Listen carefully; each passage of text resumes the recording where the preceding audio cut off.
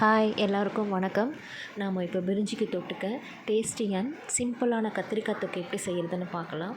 ஒரு ஹீட்டான கடாயில் 2 ஸ்பூன் கடுகு சேர்த்து அதை வெடிக்க விட்டு லைட்டாக பொரித்து எடுத்துக்கலாம்.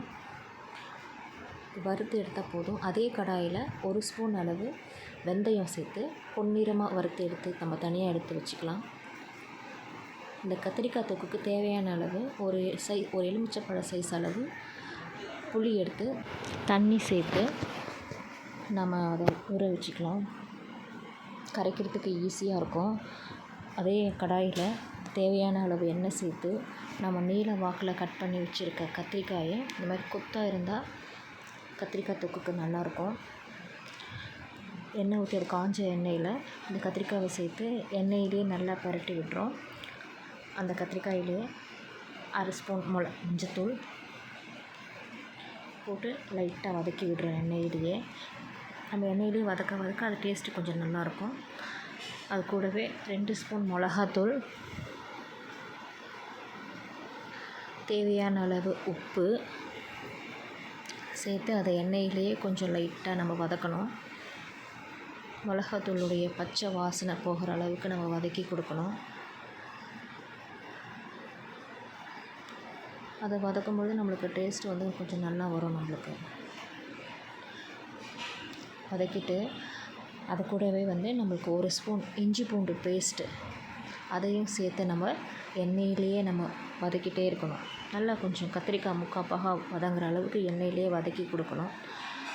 வதக்கின பிறகு தேவையான அளவு கொஞ்சமாக தண்ணி விட்டு இன்னும் கொஞ்சம் நம்ம நல்லா வேக வச்சுக்கலாம். ஸோ அதனுடைய மிளகாத்தூளுடைய பச்சை வாசனை எல்லாம் இதில் நல்லா வேகும். வெந்த பிறகு நம்ம வறுத்து வச்ச அந்த கடுகும் வெந்தயமும் பொடி பண்ணிக்கலாம். நல்லா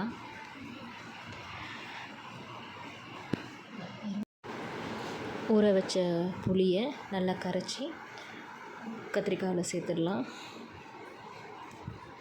இது நல்லா பச்சை வாசனை போகிற அளவுக்கு நல்லா கொதிக்கணும்.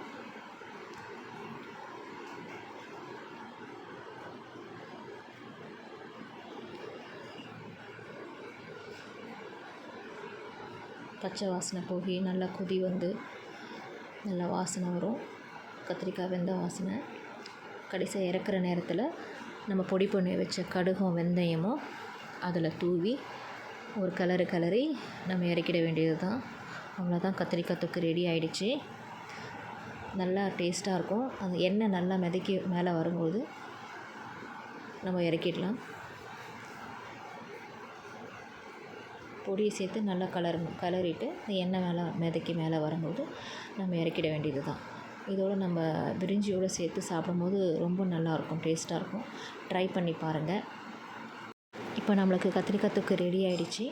பாப்பாவுக்கு சாப்பிட கொடுத்தேன். பிரிஞ்சியோடு அந்த கத்திரிக்காய் தொக்கு சேர்த்து வச்சு சாப்பிடும்போது ரொம்ப அட்டகாசமாக இருந்துச்சுன்னு சொன்னால் பாப்பா. ரொம்ப நல்லாயிருக்கும். நீங்களும் ட்ரை பண்ணி பாருங்கள். பாய். தேங்க்யூ.